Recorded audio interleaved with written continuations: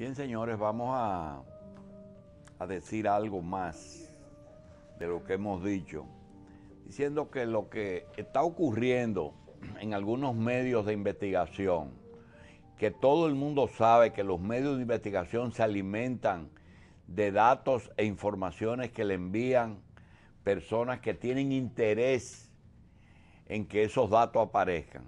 Le queremos echar unas gotitas en los ojos con respecto a dos situaciones. ¿Qué están buscando la gente que hacen denuncia en educación? Hay una empresa que se llama La Ugama, que siempre se ha dedicado a suplir la Secretaría de Educación, que no hay una semana en que no sea mencionada, porque quieren sacarla como suplidora, porque los antiguos funcionarios han pasado a ser suplidores. Pero también hay otro problema, y es que el PLD, el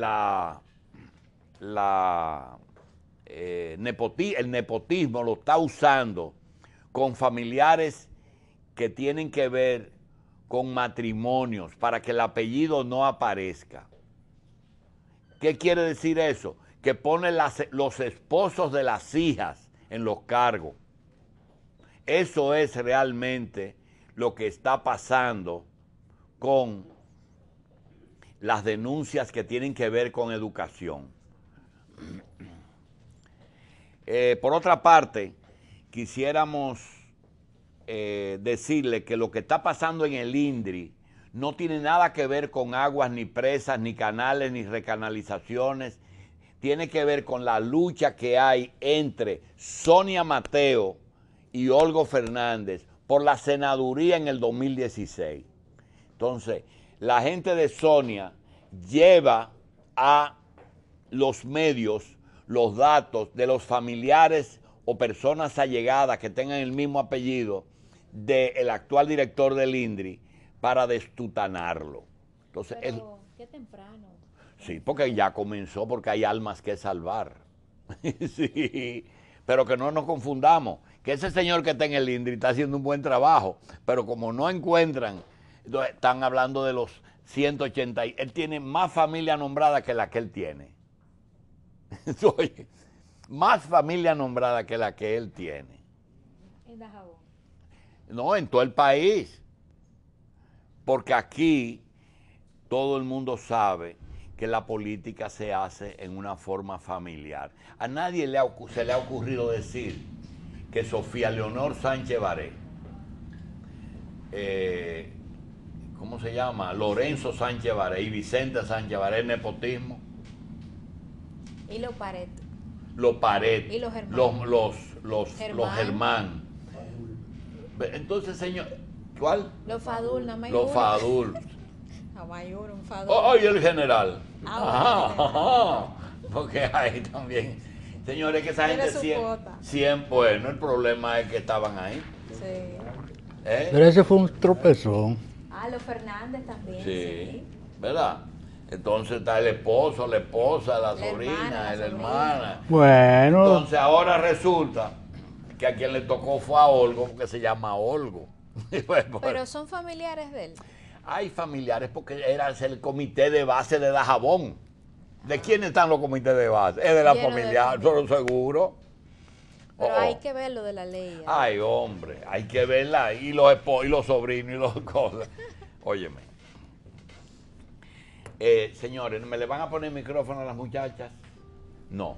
Vamos a conversar con el señor síndico de Los Alcarrizos, un amigo de hace mucho tiempo, Junior Santos, quien tiene ahora dos novedades. Junior tiene un jefe de los municipios que es Juancito, presidente de la Federación de Municipios, exacto. Y también tiene, ¿sabes qué tiene? ¿Qué tiene? Los cuartos que está buscando el doble sueldo con el Banco de Reserva.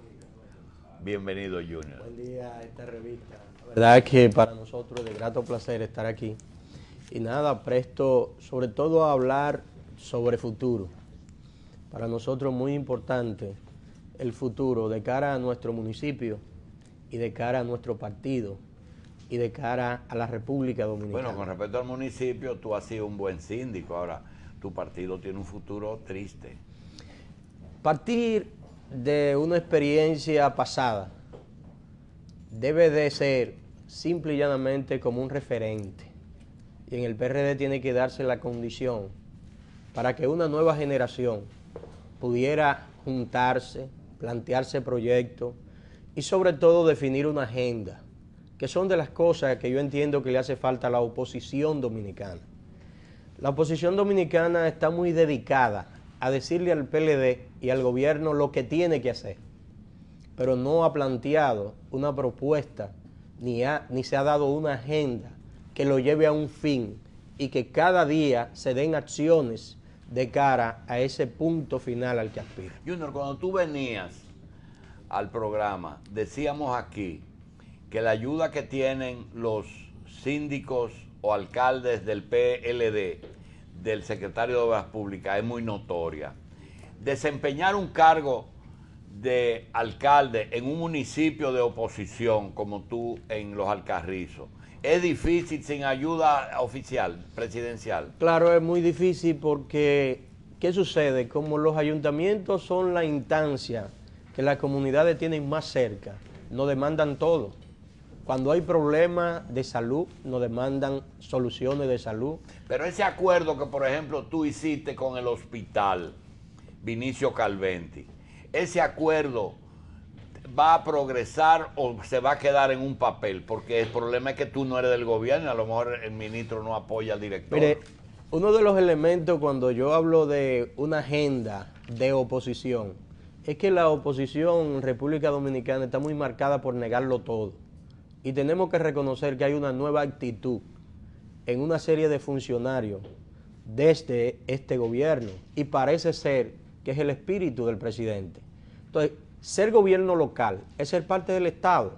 Entonces tenemos que concertar alianzas, tenemos que involucrar, tenemos que eficientizar. Y lo que se ha dado en Los Alcarrizos con el hospital Vinicio Calventi, lo que nosotros le llamamos una especie de pacto social, donde no solamente se ha involucrado el ayuntamiento y el hospital, sino más bien otras instancias como el Ministerio de la Juventud, como es la gobernación de la provincia. No, yo creo que tú integres a Obras Públicas. Obras Públicas, acabamos de nosotros de firmar hace alrededor de 3 semanas un acuerdo desde la Mancomunidad del Gran Santo Domingo y quiero decirle que está dando resultados. Es un nuevo estilo. ¿En qué consiste? Tiene que ver con que los ayuntamientos, esa vieja propuesta del Plan Nacional de Asfaltado que se politizó mucho durante los últimos 6 años, esta vez se está haciendo en coordinación con los ayuntamientos. ¿Cuáles son los límites de Los Alcarrizos? Los Alcarrizos tiene hacia lo que es el este. Hacia la autopista Duarte. Hacia la autopista Duarte, el kilómetro 18. Lo que es el arroyo Lebrón. Hacia lo que es el oeste. Si ustedes no llegan al 22. No, ya ahí eso pertenece a Pedro Brán. Entonces Los Alcarrizos es hasta Arroyo Lebrón, que está donde en Serinca. Sí, después de Serinca, donde está la bomba, la estación de gasolina. ¿Es cierto que ahí pasa una línea férrea de Río Jaina? Pasaba, era una vez. Debajo del puentecito. Era ¿verdad? una vez. Nosotros, cuando se empezó a discutir el tema del metro de Santo Domingo, hicimos la propuesta de que esa era una estructura que se podía usar. Que se podía usar, porque estamos hablando de Jaina hacia Monteplata. Es decir, que si se hubieran hecho los estudios del lugar, hubiera salido mucho más barato hacerla sobre la tierra, un ni tren elevado ni subterráneo. Correcto. Pero traviesas. Correcto. Entonces, pero perdóname que te está llevando por otro lado. El actual metro debe terminar en Los Alcarrizos. La tercera línea. Los Alcarrizos, en el 1610 en el 1910 se dio el primer Picasso para la antigua carretera Duarte. No es casual cómo se funda Los Alcarrizos, que más bien es donde confluían empresarios, comerciantes de la época del este, del sur y del norte. ¿En Los Alcarrizos? En Los Alcarrizos, así que se funda en el 1606 Los Alcarrizos. Entonces, esa posición geográfica nos permite a nosotros que, coincidencia o no, la principal estación del metro y del tren del país estará en lo que hoy es la entrada de los Alcarrizos. ¿Y con Santo Domingo Norte hasta dónde se limita? Nos divide el río Isabela, por la parte de atrás, después de Villalinda, Palmarejo, en esa parte. ¿Y por ahí en Herrera hasta dónde? En el Banco Popular, lo que es la carretera Antigua Angelita, hacia la izquierda es lo que le dicen la Ciénaga, hacia la izquierda es Herrera y hacia la derecha es nosotros. Ustedes no tienen la 6 de noviembre, ¿verdad? No.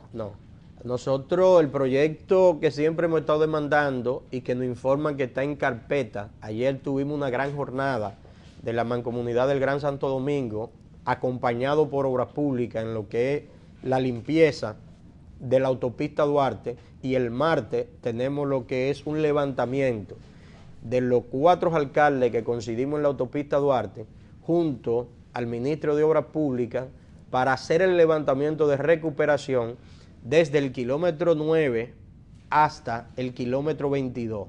Lo que le corresponde a la municipalidad lo estamos haciendo. ¿Y dónde está la casa municipal, el centro de los Alcarrizos? ¿Dónde está? Nosotros tenemos dentro del ordenamiento territorial de los Alcarrizos lo que sería el centro de la ciudad, en lo que son los antiguos multifamiliares que construyó Balaguer en el 77.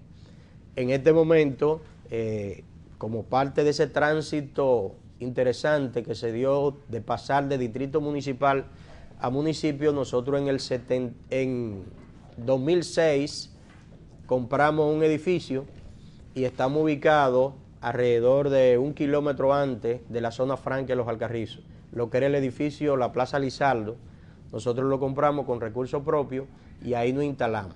Pero yo quiero resaltar, porque me interesa que eso se siga expandiendo y que se siga profundizando.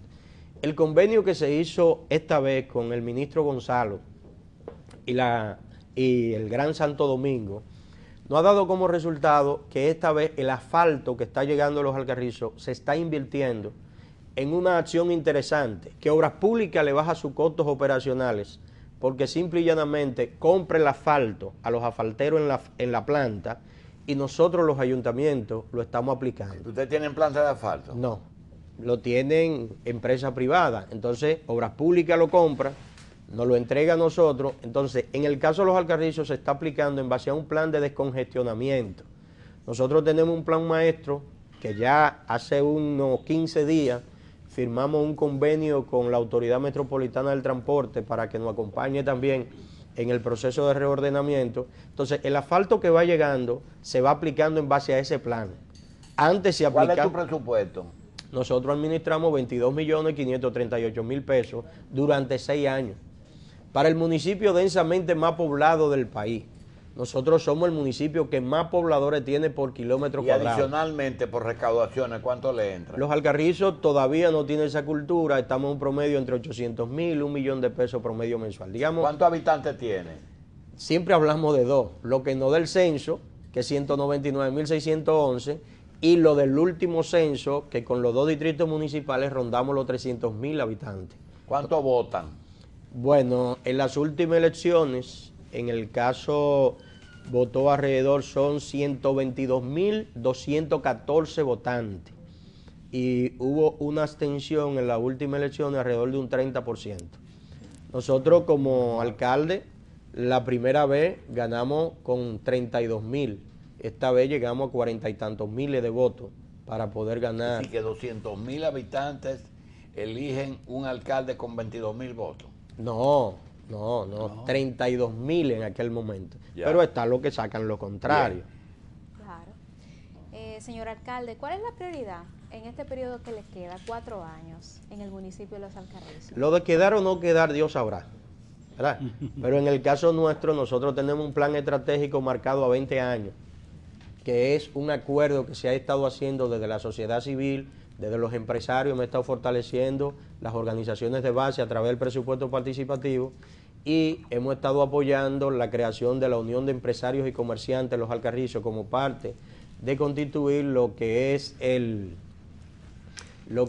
Comité de Desarrollo como tal, el Consejo Económico Social del municipio de Los Alcarrizos. Entonces, nos hemos dado tareas específicas a corto plazo, como es el proceso de descongestionamiento del tránsito, como son el encache y saneamiento de cañada, y el año pasado concluimos lo que fue la primera etapa de lo que nosotros llamamos las intercomunicaciones barriales.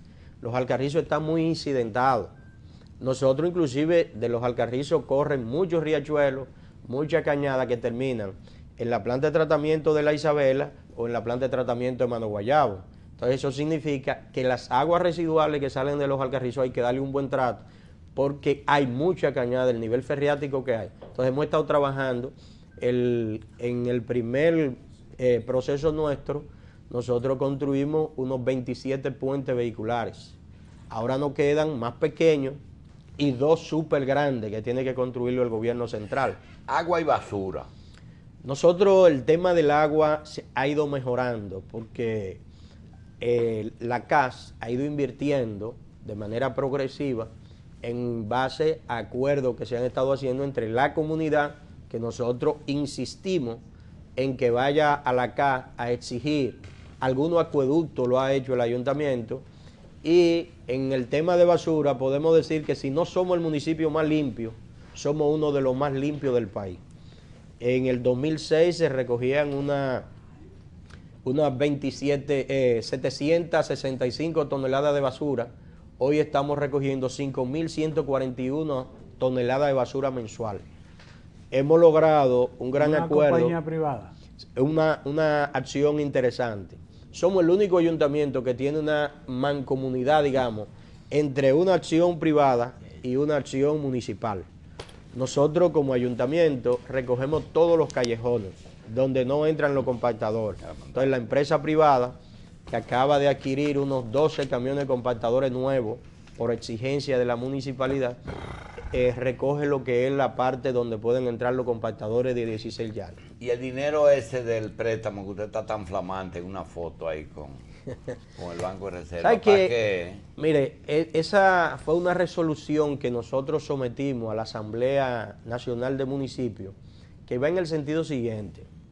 Desde Corporán, la provincia de Santo Domingo, que antes era el viejo distrito, y la mayoría de los ayuntamientos del país, vienen arrastrando una especie de cáncer, que una vez se empezaron a tomar préstamos. No sé si ustedes se acuerdan una vez que Joaquín Balaguer tomó un préstamo para pagar la regalía pascual y le descontaba 50 pesos mensuales entonces a los empleados. Fue como un préstamo porque el Estado en ese momento supuestamente no tenía. Ahí empezó el cáncer de las regalías pascuales en los ayuntamientos. Entonces, ¿qué sucede? La ley establece que hay que guardar la 10ª parte para ir haciendo las apropiaciones, pero eso se consume en el pago del préstamo, un préstamo caro porque no entendemos cómo el Banco de Reserva, cuando es el que administra los fondos que no tienen ningún riesgo, presta a un 9% para comprar un carro y a los ayuntamientos un 16, un 18 y hasta un 20% para las regalías pascuales. Es decir, son de las cosas que hay que equilibrar. No rima, sí, porque no hay ningún nivel de riesgo. Entonces, ¿qué nosotros planteamos en esa resolución? Que se hiciera un pacto entre el gobierno central y los ayuntamientos para eliminar ese cáncer del préstamo mensual. Porque la mayoría, en más de un 90%, lo vienen arrastrando de gestiones que no son de los incumbentes. En el caso del Este tenemos que felicitar a Juancito, que lo da con recursos propios, pero es un ayuntamiento grande y que cambió de partido, y Juancito cuando entró barrió con todo y ha ido en un proceso de acumulación permanente. Entonces, ¿qué nosotros le planteamos al presidente? Un acuerdo, que el gobierno asuma ese préstamo y que nosotros los ayuntamientos firmemos un pacto en el cual a partir de enero todos los ayuntamientos vayan haciendo las apropiaciones del lugar y que se prohíba de una vez y para siempre el que los ayuntamientos para esos fines tomen préstamos. ¿Y no se lo pueden descontar? ¿Ah? No se lo pueden descontar. Bueno, lo que pasa es que con unos fondos congelados desde hace 6 años y que ahora se anuncia un aporte que prácticamente, si hacemos la comparación de 400.000 y tantos de millones, que es el presupuesto nacional, los ayuntamientos el año pasado recibieron un 4,1%. Si hacemos la comparación ahora, aún con ese aporte adicional que se ha anunciado, estamos por debajo del 4% con relación a lo que establece la ley. ¿Cuánto tienen en la ley? ¿Eh? En la ley, ¿cuánto Un tienen? 10% de los fondos no especializados. Significaría que si la ley se aplicara, los alcarrizos recibirían, en vez de 22, estaríamos recibiendo alrededor de 44, 45 millones de pesos. Entonces, los fondos y los recursos que más bien se distribuyen, a diferencia de lo que pueden plantear algunos centralizadores, porque se benefician de esa centralización, son los fondos de los ayuntamientos. Nosotros somos 155 municipalidades y todos los días hemos ido en un proceso de especialización, de transparencia, de participación. Solo hay que ver lo que sucede en los Alcarrizos con el presupuesto participativo. Yo le puedo decir que una obra de 1.500.000 pesos ganó por votación por 1.050 votos entre 4 obras que compitieron. Significa que en esa comunidad participaron alrededor de 2.000 ciudadanos pidiendo en qué querían que el ayuntamiento invirtiera sus recursos. Entonces, todos esos elementos hacen que todos los días las municipalidades sean mucho más eficientes, mucho más transparentes. Ahora, ¿qué nosotros necesitamos? Que el gobierno central, y lo voy a hacer público por primera vez, aquí hay un asunto en el Gran Santo Domingo. Todos los campos vienen a la ciudad, de todo el interior, y los peajes de allá para acá no cobran. Entonces nosotros deberíamos de especializar un cobro, aunque sea simbólico, de 10 pesos, por cada uno de lo que son los peajes, y que ese fondo vaya a un fondo mancomunado para ser invertido en el mantenimiento de lo que son las vías internas de cada uno de los ayuntamientos, y ese es un ingreso que en nada afectaría al gobierno central. Usted dice porque todo el que entra a la capital pasa por su municipio y le daña su carretera. Claro, pero además, ¿qué nos cuesta a nosotros el mantenimiento de la autopista Duarte? Nosotros tenemos como ayuntamiento 25 hombres todos los días dándole mantenimiento a lo que es la cara nuestra, Bien, que es la autopista Duarte. Eso es una Junior, moneda. Una moneda de 10 pesos. Junior, mire, tiene buenas relaciones con el gobierno central, tiene una visión clara de su municipio, ya fue reelecto, es decir, sobre gestión la cosa tan clara, lo que se necesita son los recursos. Ahora, con respecto al partido, ¿qué usted, con el liderazgo local que tiene, puede hacer para que sus dos grandes líderes se pongan de acuerdo? Mire, uno de los problemas fundamentales del PRD es que viene con una cadena, como si fuera el pecado original. Uno, tú hoy me condenas a mí, yo mañana te condeno a ti. ¿Qué nosotros tenemos que hacer? Hacer que la institucionalidad funcione.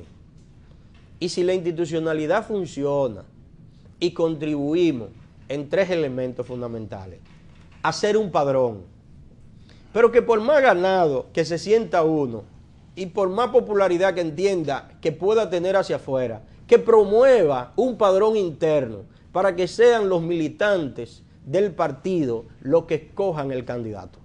¿Usted me entiende?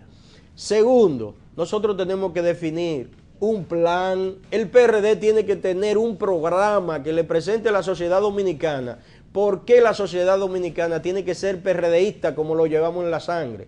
Y entender también que el PRD no es el ombligo del mundo ni del país. Hay más sociedad, hay gente que quiere oír a un PRD con un nuevo planteamiento, más adaptado a la realidad dominicana y sobre todo con nuevos rostros.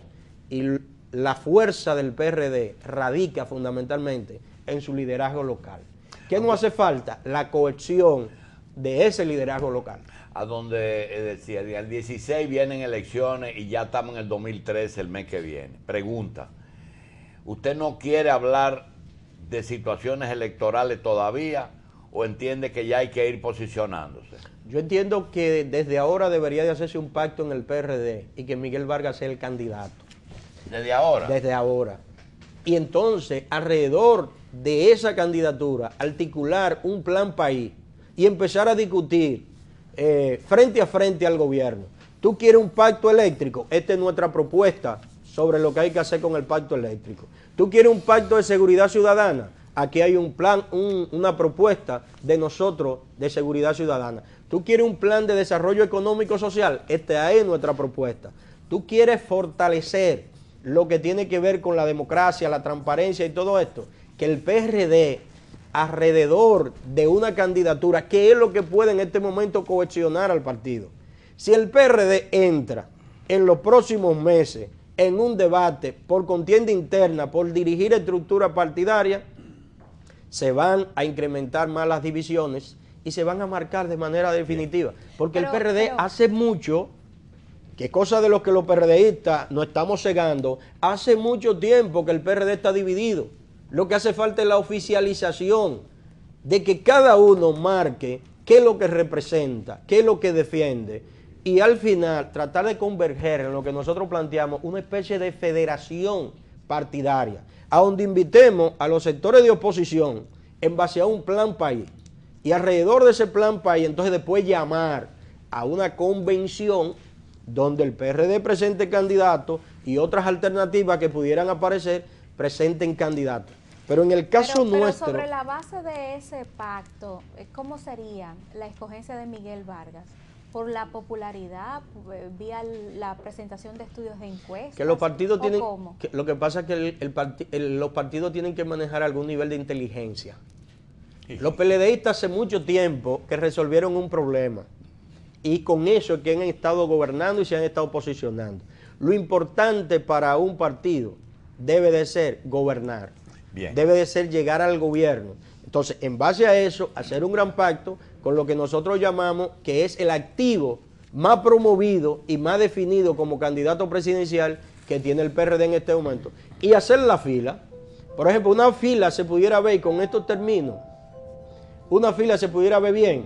Miguel Vargas 16, Luis en el 20 y Guido en el 24. Si ellos tres logran hacer esa fila y logran armar una propuesta al país a 16 años, más los 4 que están pasando, es una propuesta a 20 años, con un compromiso como partido y además en el camino ir contribuyendo a hacer esta sociedad más justa y bien, sobre todo más transparente. Está bien porque el PLD tiene su proyecto hasta el 30, así que no importa que el PRD. Yo le deseo mucha suerte a ustedes, Machi y yo, que en ese momento ya ustedes harán su asunto sin nosotros. Gracias, Junior. Amén, gracias. Muy amable, Junior Santos, alcalde de Los Alcarrizos.